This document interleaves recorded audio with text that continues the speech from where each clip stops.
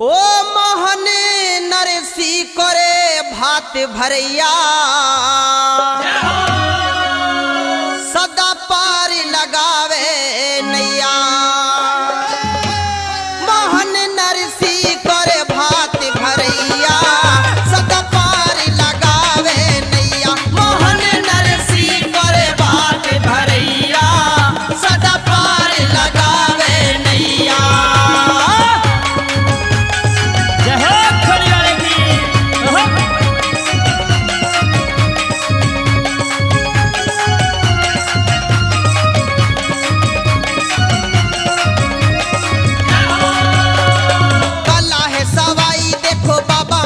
राम की भारत के मसौरत होगी देखो खोड़ी राम की।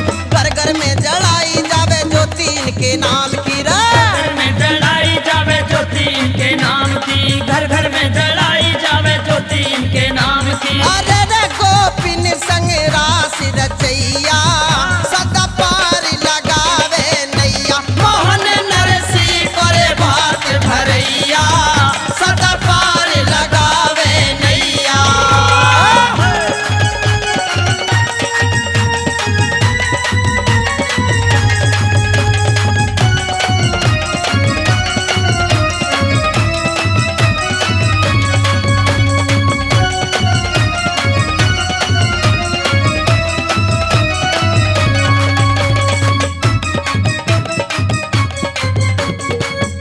उसको मारा पहलाद को बचाया था।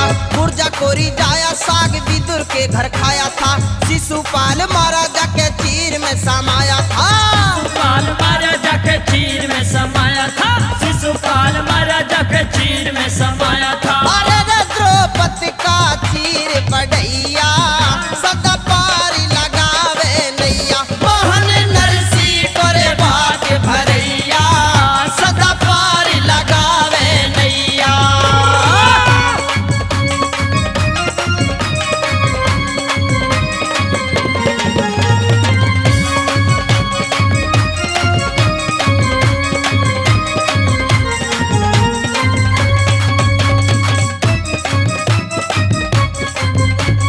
अर्जुन का रथवान सत्य मीरा का अजमाया था। जहर का एक प्याला उसके हाथ पे धराया था। लेके थारा नाम पिगी अमृत बनाया था। लेके थारा नाम पिगी अमृत बनाया था। लेके थारा नाम पिगी अमृत बनाया था। अरे रे मन मोहन नागिन थैया सदा पार लगावे नैया। मोहन नरसी करे भात भरैया सदा पार लगावे नैया।